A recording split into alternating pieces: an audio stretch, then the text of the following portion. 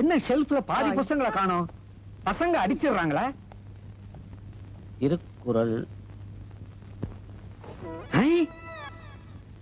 இப்பதான் உன்னை பத்தி நினைச்சேன். கரெக்டா எதிரில நிக்கிறேன். ஏன் சார் படிக்கிற காலத்துல ஒழுங்கா படிக்காம இப்படி எங்களுக்கு தினமும் படிச்சு படிச்சு பாடம் சொல்லி கொடுத்துருக்கீங்களே, கம்முன்னு இந்த வேலையை ரிசைன் பண்ணிட்டு முழு நேரம் தரகர மாறிடுங்களேன். மம்டி, எனக்கு அட்வைஸ் தேவைப்பட்டா ஒரு போஸ்ட் கார்டு போடுறேன், வந்து சொல்லிட்டு போ. டேய், உன்ன மாதிரி முட்டா பசங்க இருக்கிறதுனால தான் படிச்சதெல்லாம் மறந்து போகுது. அடிக்கடி லைப்ரரிக்கு வர வேண்டி இருக்குது. மன்னித்துக் கொள்ளுங்களேன் ஐயா.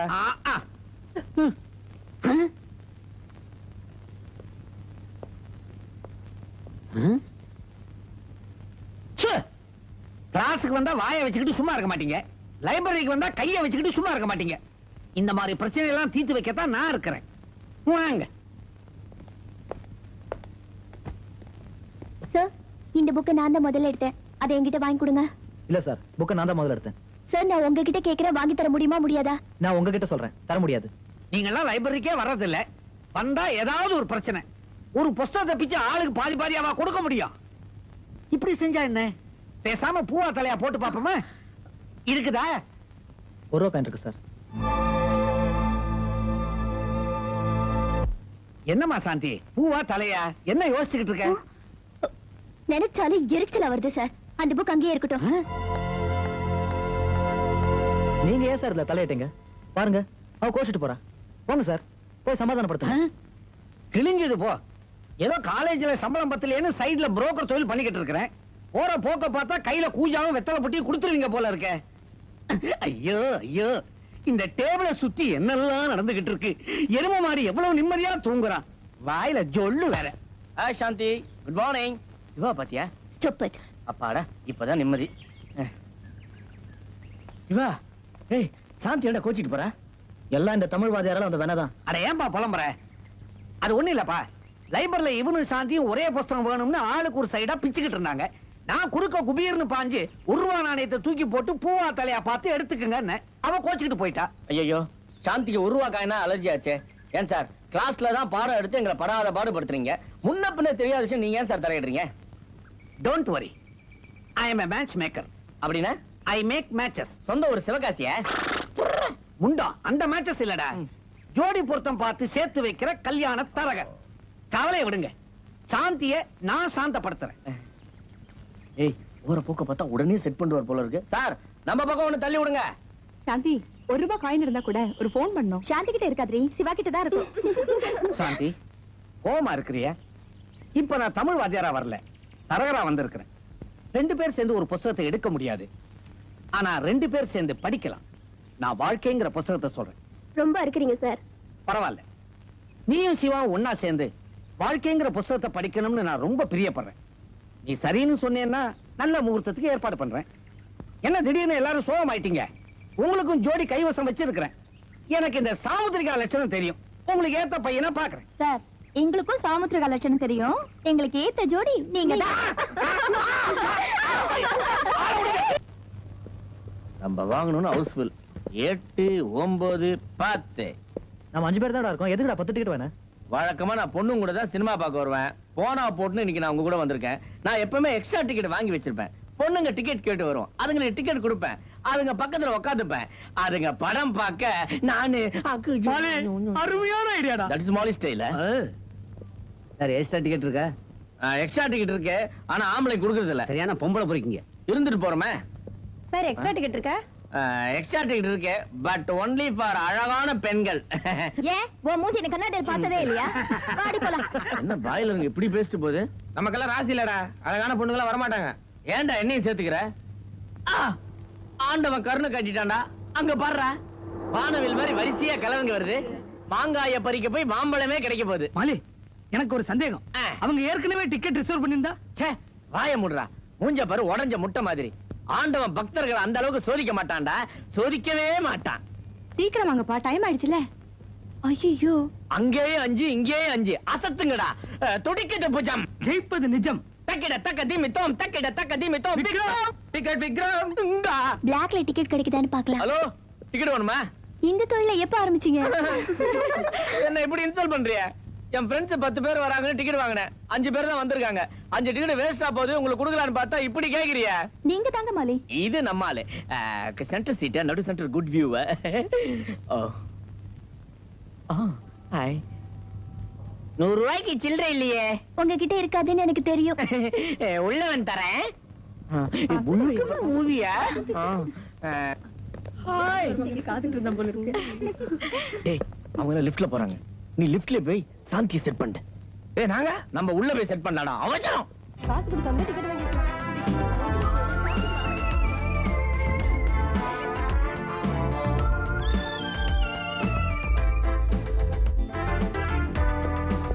ஏப்பா அவசரப்படுற? 8 பேர் தான் போக முடியும். ஒரு ஆள் இறங்க.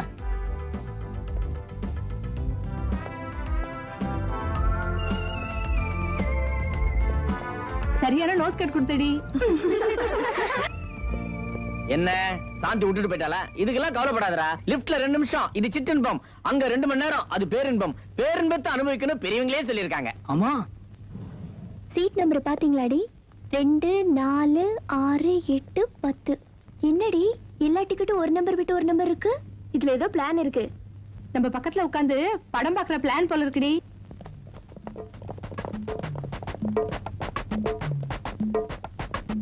டிக்கெட்டுக்கு எந்த வழியா போறது?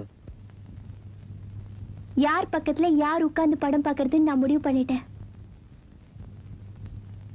அந்த வழியா போங்க. மகராசி நல்லா இருக்கணும். मेरे बीच में பழமையா?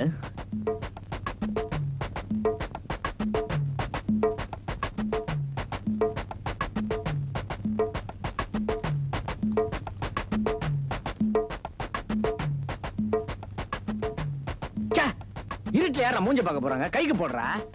Guy is important. சீக்கிரம் வாங்கடா போலாம். வேற எவனா உட்கார்ந்து போறான். வாட்ட வாசனை. ஒரு சேரை விட்டு ஒரு சேர்ல உட்கார சொல்றீங்க? அதுக்கெல்லாம் ஆள் வருவாங்க. நம்மளுக்கு ஏத்த தியேட்டரி தான்.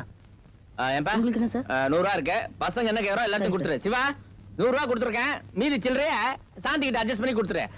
எனக்கு 5 ஸ்டார்.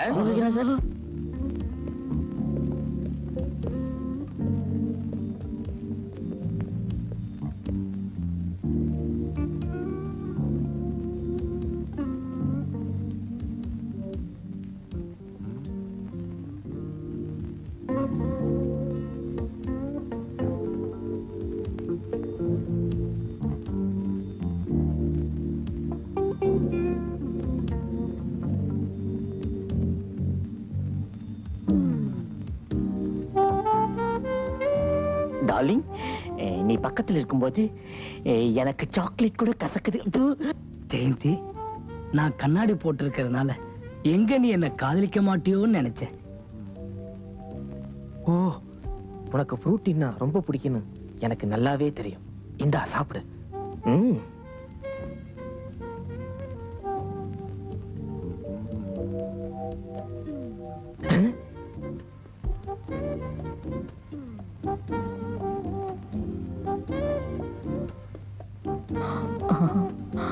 டார்லிங் ரோசி, கையெல்லாம் காப்பு காய்ச்சி இருக்கு.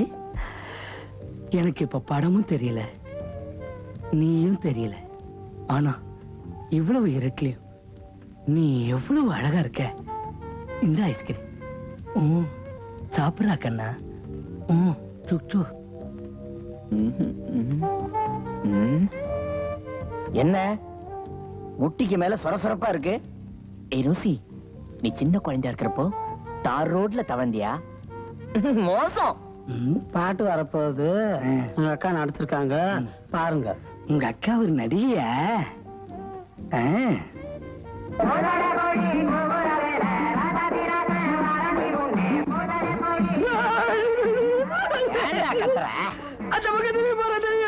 ஏன் ரோசிக்கு என்னடா ஷீஸ்? ஐயோ இங்கே வா. ஐயோ ஐயோ காப்பாத்துங்களே. ஐயோ கூத்தாண்டவர் கோயில் கூட்டமா இருக்காங்க. ஐயோ சாடி நட்டாங்க. ஐயோ என் கற்ப காப்பாத்துங்கப்பா. அம்மான் கூப்பிடுறா, ஐயா கூப்பிடுறா. Hello, hi.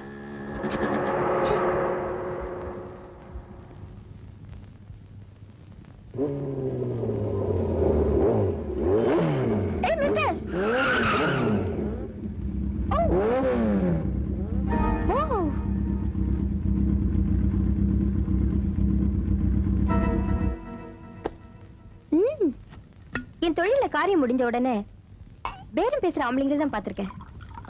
நீ பணத்துல தள்ளுபடி கேட்காம முன்னாலே கொடுத்துட்ட. ஆமா, வந்ததுல இருந்து பார்த்துட்டு இருக்கேன், ஒண்ணுமே பேச மாட்டேங்கிற. தமிழ் தெரியாதா? மலையாளம் சம்சாரிக்கும்? தெலுங்கு தெலுசா? ஹிந்தி மாலூம் है? Do you know English? எனக்கு எல்லா பாஷையும் தெரியும். என்ன இந்தியா பூரா லிஃப்ட் கேட்டிருக்க.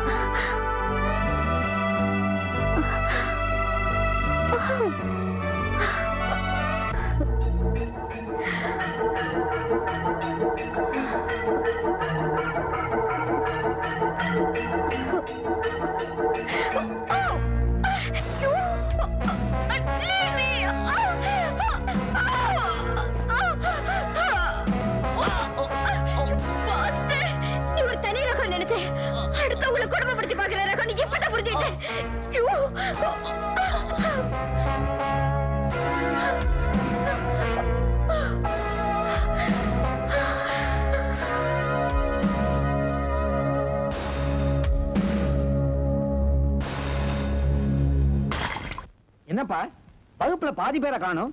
பஸ்ஸ விட்டுட்டாங்களா இல்ல படிப்பையே விட்டுட்டாங்களா?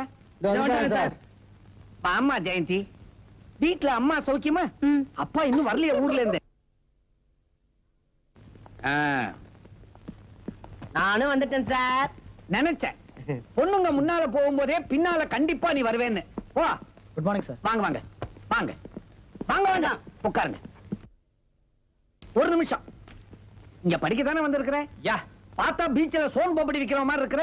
அது பார்ட் டைம் ஜாபா வச்சிருக்கேன் சார். ஏன் இங்க கிளிக்கிற கிளிப்புக்கு அதை ஃபுல் டைமாவே வச்சுக்கலாமே? ஒரு வழியா எல்லாரும் செட்டில் ஆயிட்டீங்களா?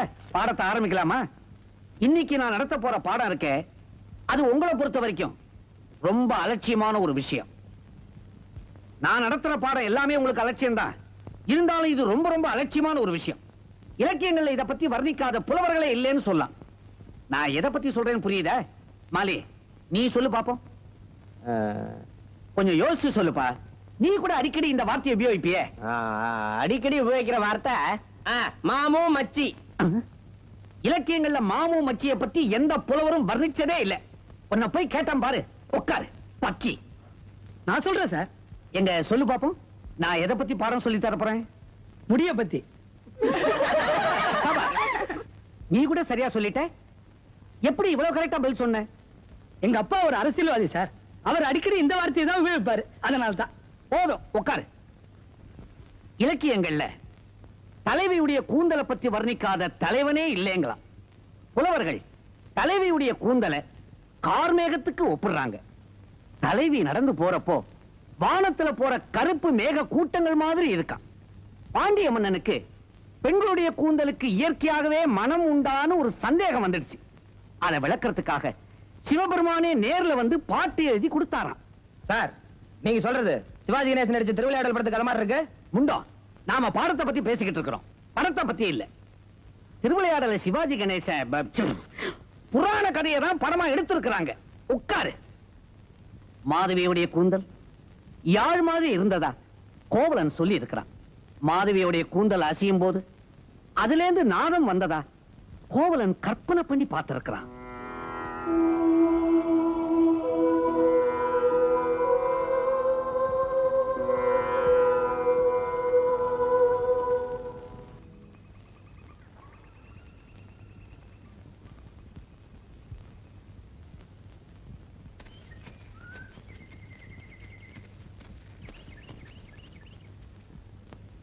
என்ன சிவா பண்ணிட்டு இருக்க? கவிதை எழுதிட்டு இருக்கேன். கவிதை எழுதுறியா? வர வர அந்த நாட்டுல எவன் கவிதை எழுதுறதுன்னு விவசாய இல்லாத போச்சு. அவனுக்கு மனசுல பெரிய கவியரசுன்னு நினைப்பு. என்ன பொறுத்த வரைக்கும் எது ஒண்ணுமே சரியானபடி மனசு கவர்ந்தா எல்லாருமே கவிஞன் தான். சரிடா, எது உன்னை கவர்ந்துச்சு? தமிழ் வாத்தியார் சொன்ன அதே கூந்தல் தான். யாரோட கூந்தல் உன்னை கவர்ந்ததுன்னு எனக்கு தெரியும். சாந்தி தானே? அவ கூந்தல் அழகுக்கு பரிசா என் கவிதையை தரப்போறேன். தியேட்டர்ல அவமானப்பட்டது போதாதடா. சாந்தி என்ன அவமானப்படுத்திருக்கலாம், ஆனா என் கவிதையை அவமானப்படுத்த முடியாது. அப்படிங்கிற எங்க உன் கவிதையை காட்டு படிச்சு பாப்போம். சிவா, சாந்தி இந்த கவிதையை படிச்சா அப்படியே உன்னை லவ்விடுவா. இந்த கவிதைக்கு பரிசா அவ உயிரியே உனக்கு கொடுப்பா. அந்த நம்பிக்கையில தான் இந்த கவிதை அவகிட்ட தரப்போறேன். கேரியோன. ஏண்டா பூபா, என் லவ்வர் கூந்தலுக்கும் ஒரு கவிதையை கொடுக்கணும். எனக்கு கவிதை எழுதுவரா, நீ ஒரு கவிதை சொல்ல. யோசிச்சு சொல்றேன். அப்படியே பத்தானே. ஆமா. ஒன்றானவள் உருவி இரண்டானவள் சாந்தி, எனக்கு ஒரு சந்தேகம். உண்மையிலேயே பொண்ணுங்க கூந்தலுக்கு மனம் உண்டா? நல்ல ஷாம்பு போட்டு குளிச்சா எல்லா கூந்தலுக்கும் மனம் உண்டு. பரவாயில்லையே, உன் பேரை சொல்லி தைரியமா கூப்பிடுற.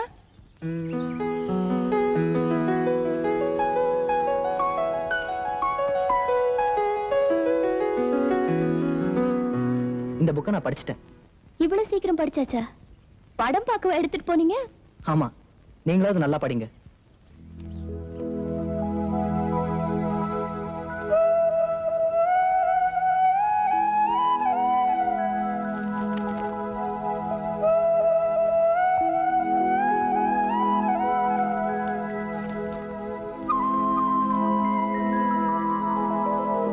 சாந்தி, இலக்கியத்தில் கூந்தலை வர்ணிக்காத கவிஞர்களே இல்லையா? நானும் வர்ணிக்கின்றேன். நான் கவிஞன் இல்லை, உன்னால் கவிஞனாக ஆக்கப்பட்டவன். இரவின் இருளை விட கருமை உண்டு என்பது உன் கூந்தலை பார்த்த பிறகுதான் எனக்கு புரிந்தது. என்னவளே, காலத்தின் கோலத்தால் உனக்கும் முதுமை வரலாம். அப்பொழுது உன் முடிகள் மரணத்திற்கு வெள்ளை கொடி காட்டும். அதற்கு முன் நான் இறந்துவிட வேண்டும் என்று எண்ணுகிறேன். ஏனென்றால் உன் முதுமையை தாங்கிக் கொள்ளும் சக்தி எனக்கு இல்லை. அன்புடன் சிவா. ஐயோ, பிரமாதமா எழுதிருக்க சாந்தி. அந்த சிவா பெரிய கலா ரசிகனா இருப்பான் போல இருக்கே. அவனை பார்த்தா நிச்சயம் என் பாராட்டுதல்களை சொல்லணும். என்னமா எழுதிட்டான்? நான் கவிஞன் இல்லை, உன்னால் கவிஞனாக ஆக்கப்பட்டவன்.